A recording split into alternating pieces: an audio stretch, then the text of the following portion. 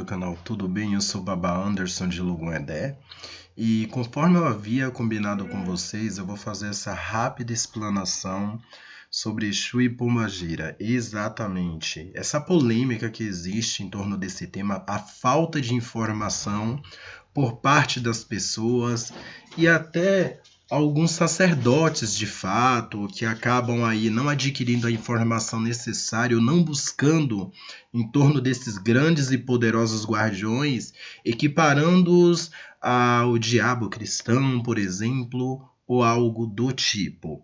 O tema da nossa videoaula hoje é Exu e Pombagira, diabo ou guardião.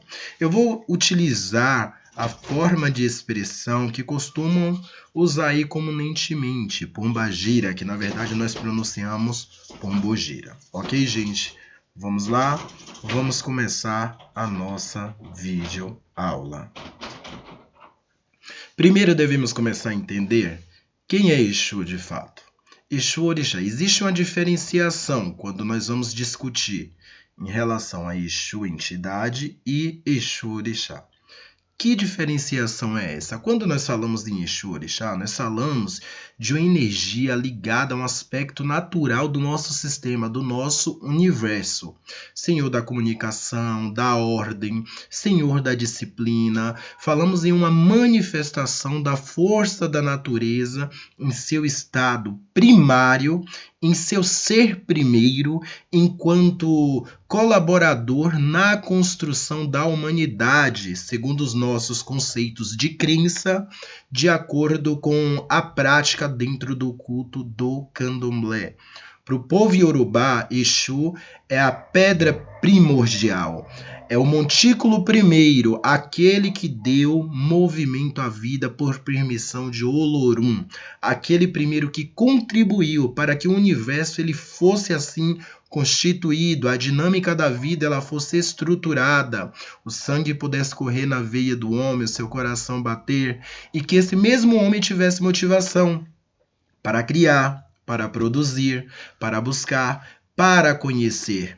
Tido aí, segundo os Itãs, eu já expliquei para vocês o que são os Itãs nas videoaulas anteriores, que ele é irmão de Ogum, irmão de Oxóssi, sendo filho de Iemanjá. Em algumas casas, o rum de Exu, ou seja, quando vai se vestir esse grande orixá, é costume convidar o Iemanjá para dançar junto com ele, remetendo a essa passagem aí relatada nos Itãs. Conforme eu falei anteriormente para vocês, o orixá ligado totalmente à ordem, orixá totalmente ligado à disciplina, diferente do que apregoam por aí. Seus filhos são bons, disciplinados, adquirindo desse grande orixá aspectos ligados à manipulação do poder criativo, do poder de produzir, de criar, de correr. É a própria representação do trabalho e da dinâmica da vida humana. Nós temos vários Exus no candomblé. Temos Aqueçã,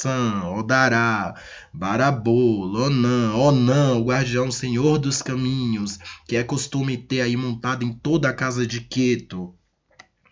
Agora nós vamos entender a diferenciação entre Exu Catiço e Exu Orixá. Eu vou citar Catiço aqui no termo para facilitar o entendimento de Exu enquanto entidade. Anteriormente, eu discuti o que com vocês? Que Exu Orixá ele participou lá da criação do universo, é responsável pela dinâmica da vida, mas aqui agora eu quero discutir com vocês a conceituação de Exu enquanto entidade, desses Exus que incorporam hoje nos terreiros de candomblé, antes mais comum em terreiros de Umbanda, mas que acabou aí se proliferando o culto de tal forma por uma questão até de mediunidade pessoal e que deve ser entendida e respeitada por todas as pessoas que têm bom senso.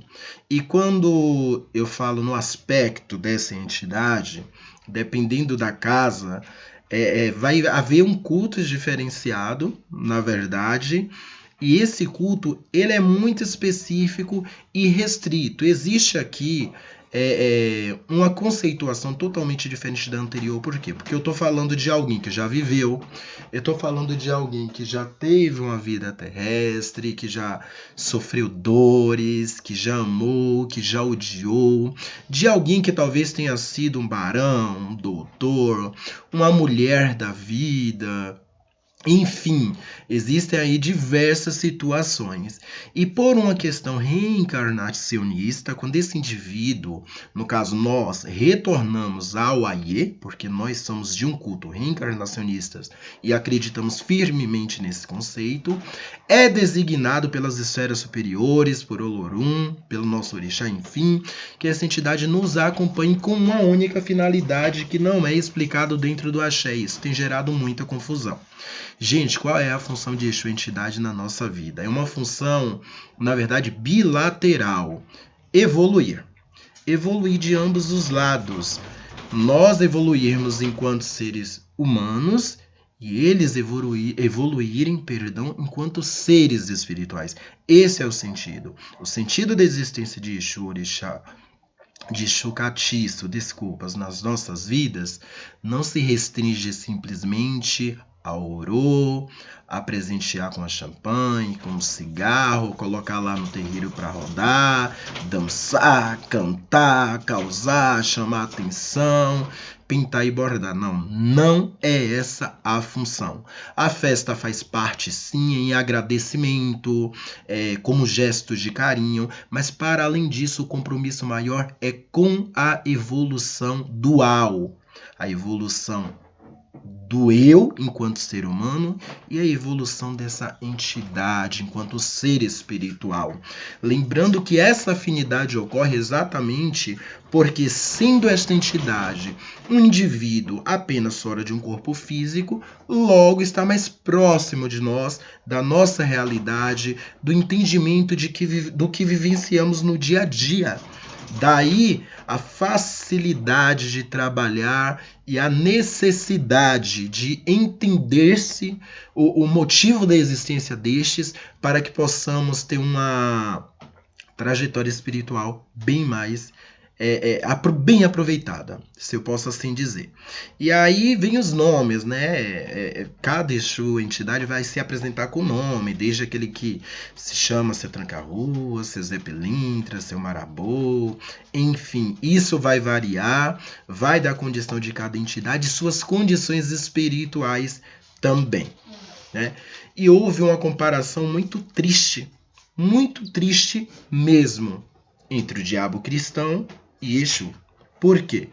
Primeiro devemos entender que, historicamente, o cristianismo lá, criado pelo imperador Constantino, ele foi imposto, na verdade, ele não foi apregoado, ele não foi disseminado de uma forma livre.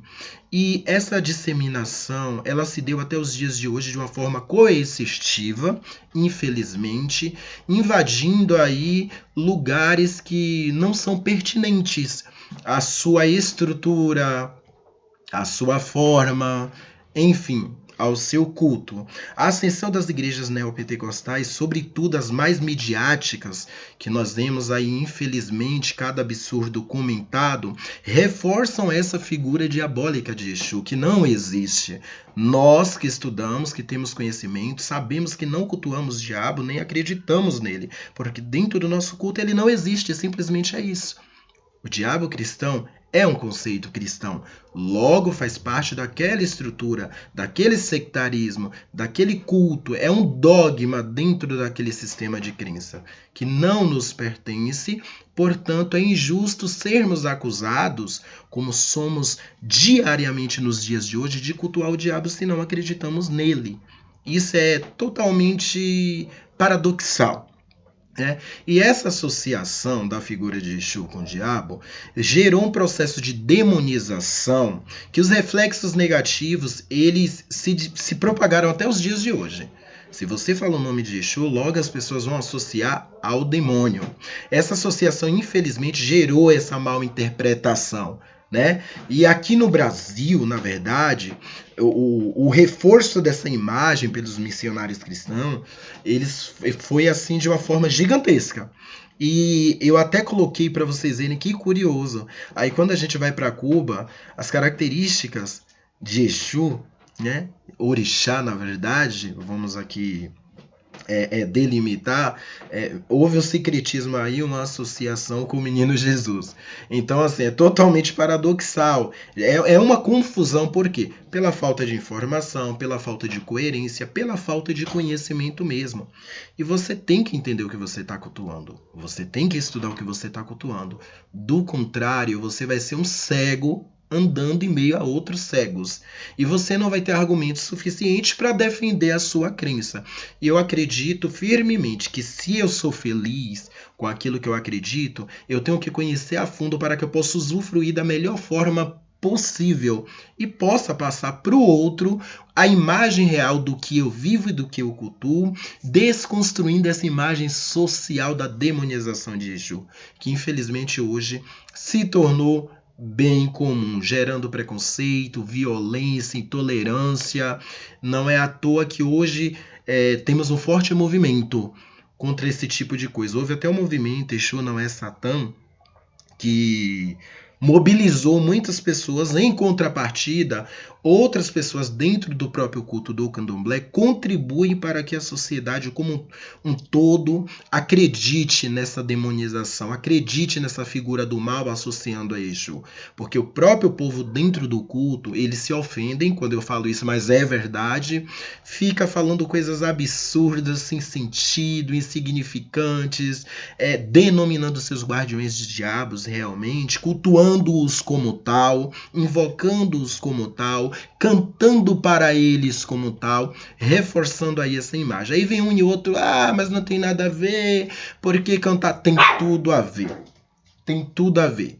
Tanto tem a ver que, se não desconstruirmos essa ideia, a tendência é se reforçar e, consequentemente, sofrermos a consequência dessa crença distorcida, apregoada, infelizmente, por boa parte dos próprios adeptos do culto. Existe aí uma associação muito grande da figura de Exu relacionada à magia negra. Quando a gente fala em Exu, a primeira coisa que a pessoa pensa é coisa ruim, é diabo, é macumba, abre aspas, que sabemos que é um instrumento. Os ignorantes, eles costumam denominar a macumba como a magia negra, né, como algo ruim, e sabemos que não é bem assim. Nós não praticamos magia negra. Gente, eu vou reforçar uma coisa, e muito pai de santo não gosta quando eu falo isso. Nós somos candomblecistas, quem é do candomblé. Quem não é, somos de axé, na verdade. Eu costumo dizer que eu sou apenas de axé. Por quê? Porque apesar de ter um culto semi-estruturado, não vou dizer estruturado porque eu vou quebrando dogmas, o intuito do canal é esse, é questionar, é fazer o indivíduo pensar mesmo. O axé Omiologo Nedé é isso também. Meus filhos adquiriram esse senso. A ideia é essa. Quando a gente fala de magia negra, é algo totalmente fora do mundo do culto ao orixá. Não tem nada a ver uma coisa com a outra, porque a magia negra, ela não é só uma ciência, abre aspas, que tem os atributos próprios onde se usa receitas pré-fabricadas em rituais. Né? Cada ser é único, cada ritual é específico. Na magia negra, os adeptos, eles acreditam que eles são seguidores de Lúcifer, e sabemos que Lúcifer é um conceito cristão, não se enquadrando, portanto, dentro do conceito iorubá, não se enquadrando, portanto, dentro do conceito de orixá. E ali eles recebem o nome de luciferanistas, e para se tornar um bruxo é outro termo que é usado de forma errada, porque sabemos que não tem nada a ver a bruxaria com a magia negra. Quem conhece de Wicca, quem conhece de outras tradições da grande arte, sabe do que eu estou falando. Existe ali uma mediunidade, sim, associada a uma prática maléfica, o que não é a ideia do nosso culto. Infelizmente, tem gente dentro do culto que faz esse tipo de coisa? Tem. Mas não é por isso que você vai fazer. O que não significa também que o fato dessas pessoas praticarem essas coisas, elas não vão ter o retorno. Vão ter sim. Porque existe a lei do retorno. Gente, o gato e o cachorro tá brigando. Só um momento, deixa eu tirar ele aqui.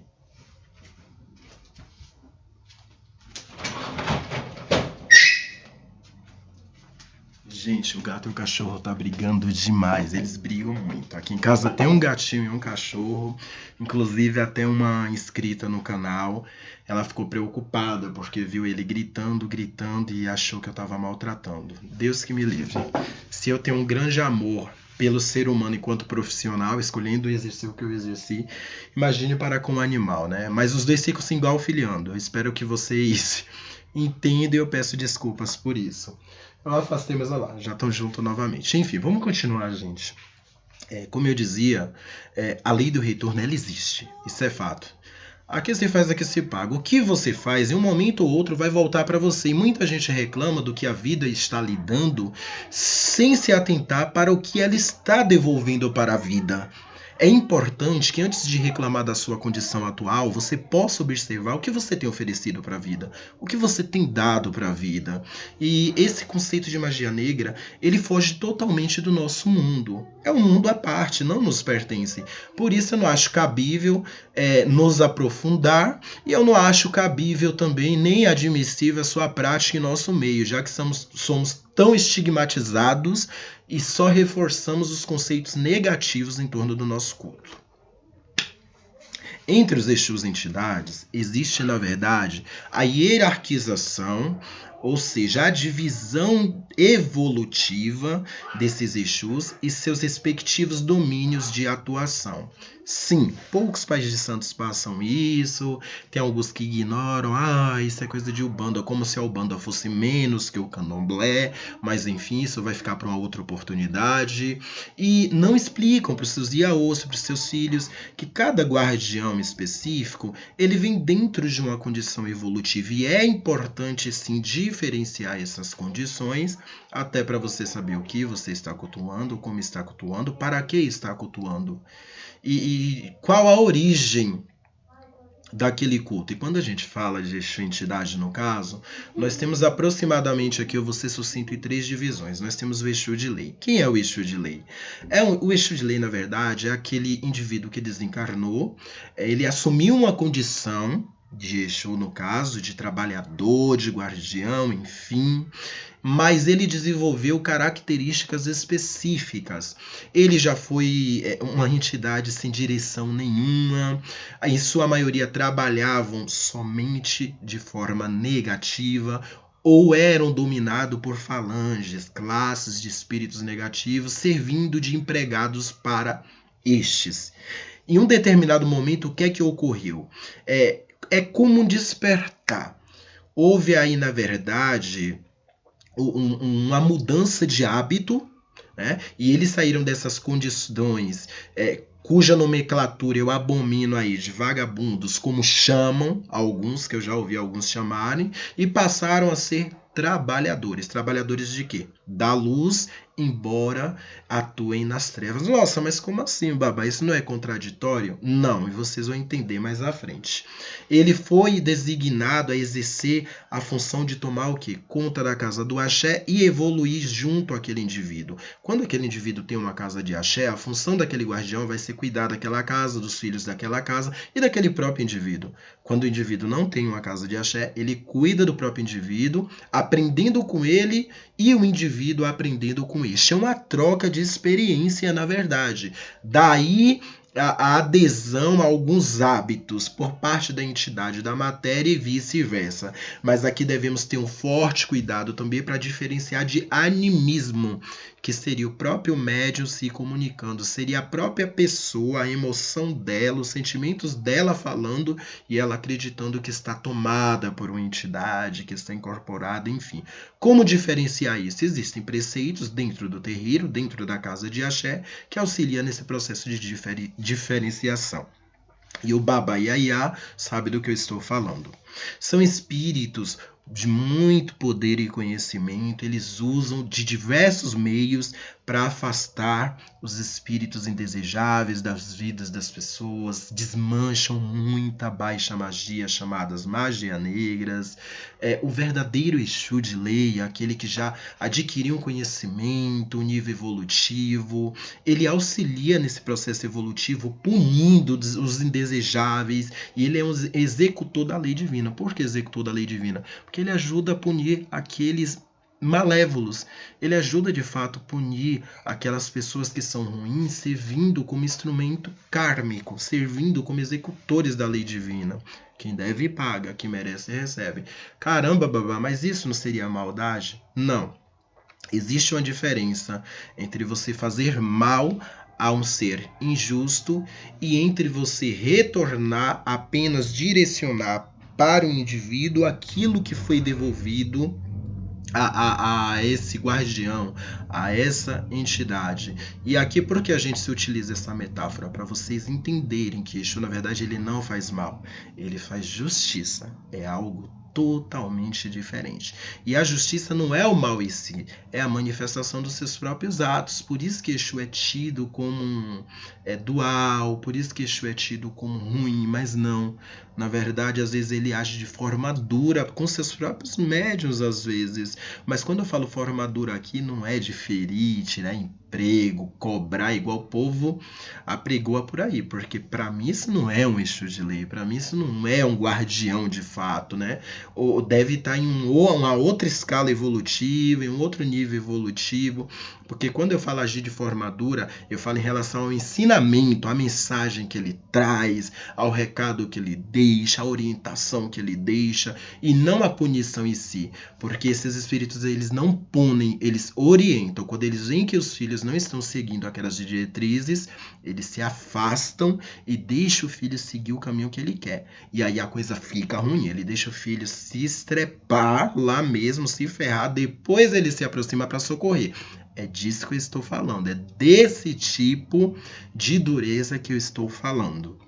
É desse tipo de devolução que eu estou falando. Não é no fazer mal enquanto prática, porque senão não seria Exu de lei, seria contraditório. São espíritos responsáveis por todas as encruzilhadas enquanto entidades, absorvendo fluidos densos dali, transformando em fluidos salutares, positivos, né? E zelando pela lei do retorno para aquelas pessoas que vão para as encruzilhadas colocarem coisas ruins para os outros, fazerem maldade para os outros, utilizando-se de quiumbas que se passam por Exu, que vamos entender mais à frente, e infelizmente reforçando esse conceito de demonização. Nós temos também o Exu pagão. O que seria Exu pagão? Essas nomenclaturas são simplesmente para facilitar o entendimento de vocês. Ele já foi um espírito que, na verdade, ele foi muito apegado à terra, aos prazeres carnais, ele ainda possui vícios, ele é orgulhoso, vaidoso, prepotente, ele xinga, ele é duro e, em sua maioria, se considera o superior ao próprio Criador, né? Ao próprio Lorum, ao Batalá, ao próprio Deus. Quando se manifestam, esses tipos de Exu que está nessa escala evolutiva, costumam trazer nomes mirabolantes para assustar. Tem que assustar. Olha, eu sou Lúcifer. Olha, eu sou Beelzebub. Olha, eu sou não sei o que. Ele sente a necessidade de inibir o outro dessa forma. Cobram coisas absurdas. Olha, fala para o meu filho que amanhã ele tem que me dar isso, isso e isso, ou eu vou fazer isso. Sabe? Ele tem esse tipo de comportamento. Ele tá aí nessa faixa que a gente chama de Exu pagão, no caso. Naturalmente, o comportamento já vai demonstrar o grau de evolução daquela entidade. Basta prestar atenção que você vai distinguir e entender onde ela se encontra dentro dessas classificações que eu estou passando para vocês. Olha lá, gente, o cachorro e o gato agora estão deitados, um mordendo o pescoço do outro. É uma coisa séria esses dois. E nós temos o Exu batizado. O que seria Exu batizado? Lembrando que quando a gente fala de Exu entidade, estamos falando de Umbanda, gente, não tem jeito. Porque a Umbanda foi o berço que acolheu essas entidades, né? Que as reuniu, na verdade. Mas a maioria de nós carrega, graças a Deus, aí, graças ao Olorum, esses grandes guardiões. Eu sou muito feliz em carregar meu guardião e minha guardiã. E eu fico muito triste quando eu vejo os outros tratando seu guardião ou sua guardiã de forma ruim e delineando seu perfil de forma negativa. O Exu batizado, ele já conheceu o bem e o mal e ele decide o que vai fazer, mas ele acaba praticando as duas coisas. Mas é aqui que vai haver uma diferença entre o Exu batizado e o Quiumba, que eu vou explicar para vocês no próximo slide. Por quê? Porque quando eu falo de um Exu batizado, ele está numa condição de servidor de um Exu de lei, geralmente, e ele vai evoluindo ali através da prática do bem. Porém, volta e meia ele tem quedas devido à sua condição moral, né? E eles são rigorosos, eles são rígidos em termos das suas cobranças, abre aspas. De que forma, babá? São entidades que quando você não dá o que elas pedem, elas acabam agindo feito crianças, fazendo birra mesmo e querendo exercer uma ação direta sobre o médium, seja através de sonhos, de sinais, enfim, de variadas formas. É aí que o Exu de lei, que outras entidades entram para impedir que essa queda não seja tão grave a ponto de afetar o médium diretamente. Daí a necessidade dessa divisão para o entendimento de vocês, para que a partir de hoje vocês possam entender também o comportamento de determinados Exus que vocês têm visto aí pelos terreiros, pelas festas de Exus afora, que infelizmente hoje virou sinônimo de balada. As pessoas não vão para louvar de fato as entidades, a maioria vai para beber, vai para buscar trocas sexuais, sim, por mais absurdo que pareça, vai buscar diversão. Não vai buscar, na verdade, ali uma troca espiritual que vai agregar valor não só a ele, como aquelas entidades que estão ali. Que seria a verdadeira finalidade da festa, além de agradecer, de louvar, enfim, de harmonizar-se com essas energias. E os quiumbas, como eu falei para vocês anteriormente, conhecidos também como Exus não batizados, são entidades que desencarnaram e elas optaram, porque o livre-arbítrio existe em todas as esferas, inclusive aqui na Terra, por conviver no mal. Essas sim se apresentam geralmente nos terreiros como Exus, enganam muitos pais e mães de santo, se alegram com a desgraça alheia, com acidentes, com doença, com tudo que não presta que vocês imaginarem, desde assassinatos, suicídios, e dão nomes de Exus e pombogiras, e não são.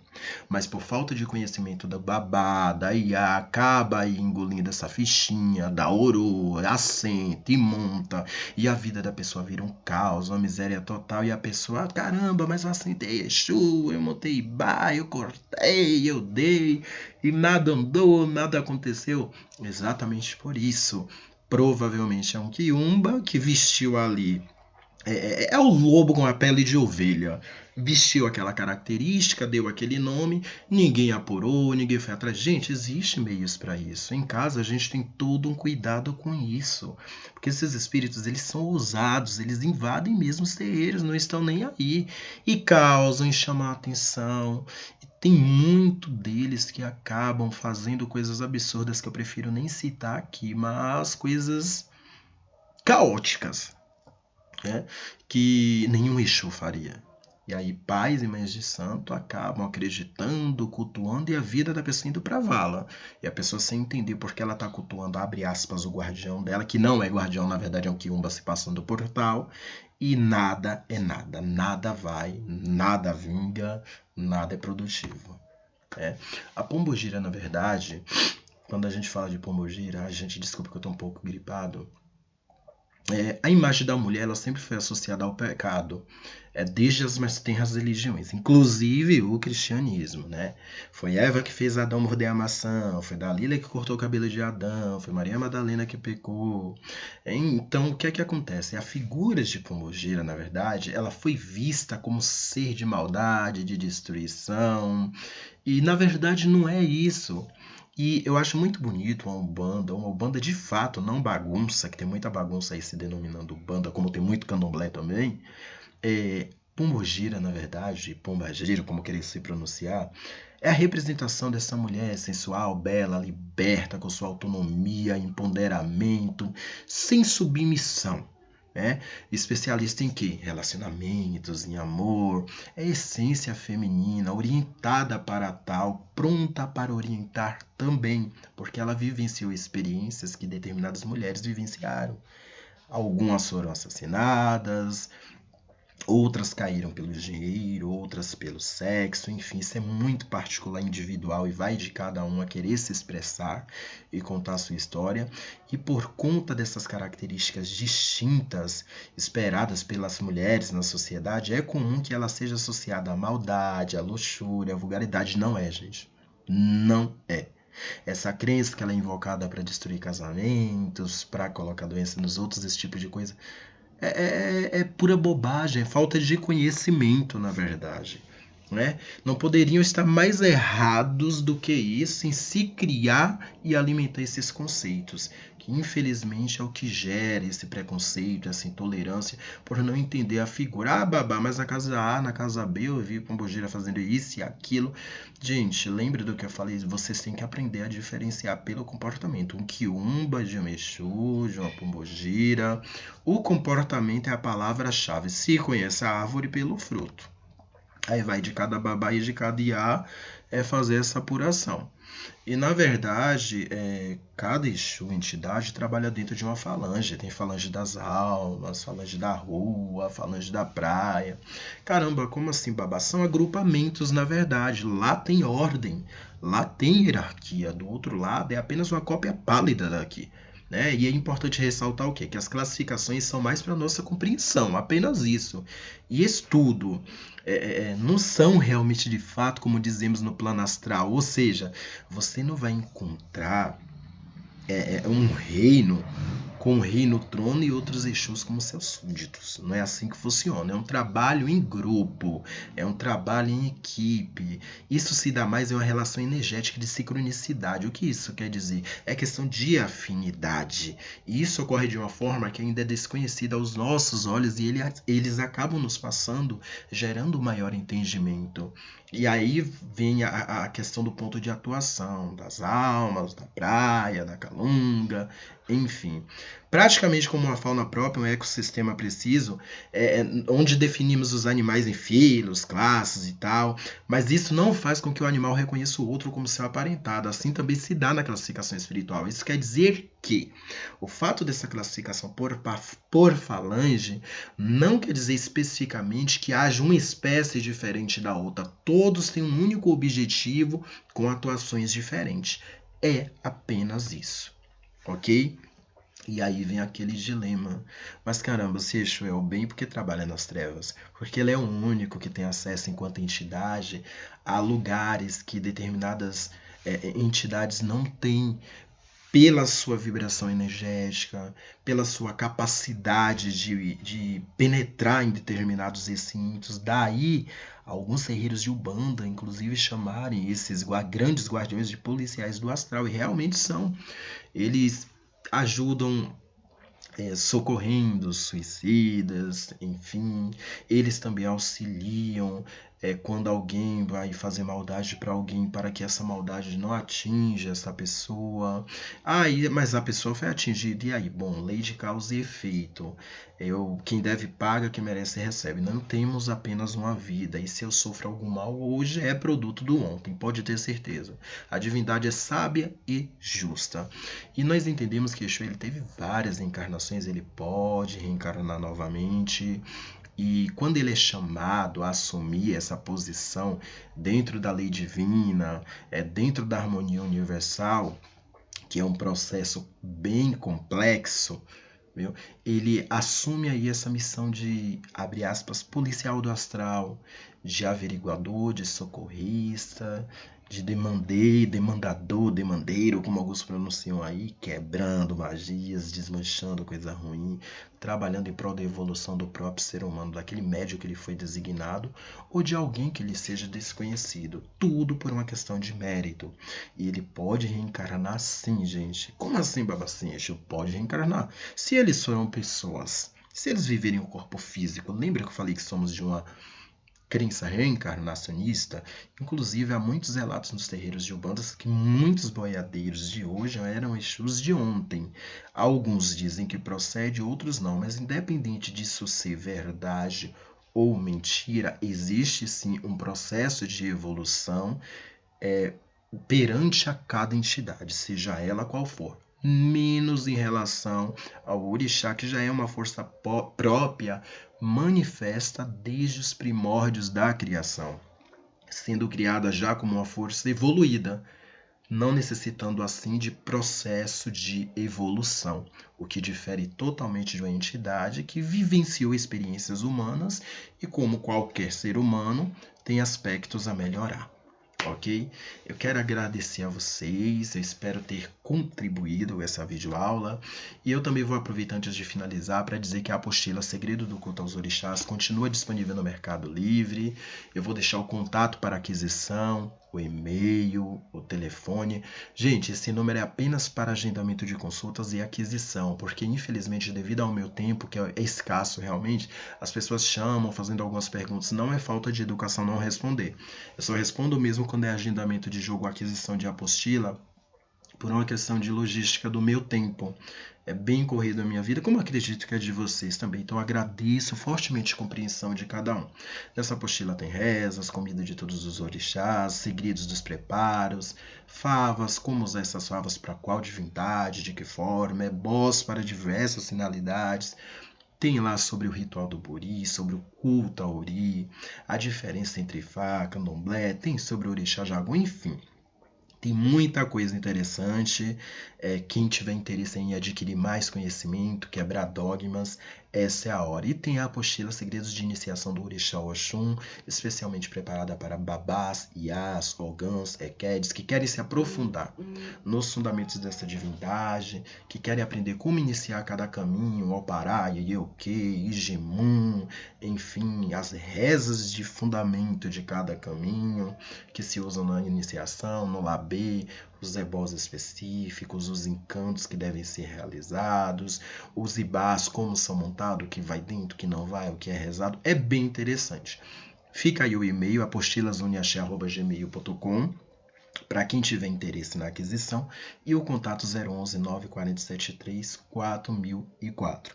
E o material também está disponível na plataforma do Mercado Livre. Basta digitar o nome lá que vocês vão verificar. Eu agradeço, muito obrigado a todos vocês que têm acompanhado o nosso canal. Eu espero que vocês possam convidar mais pessoas para se inscrever. Vem somar conosco. Eu peço desculpa pela eventualidade, pelo cachorrinho, pelo gato lá. Já tá tudo juntinho ali deitado.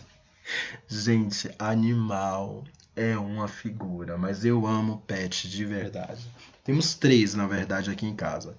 Temos a gatinha, temos a gata mãe, a maior, e o cachorrinho. Mas é isso aí, gente. Eu agradeço, se inscreva, ative o sininho e baixe logo. Muita paz a todos.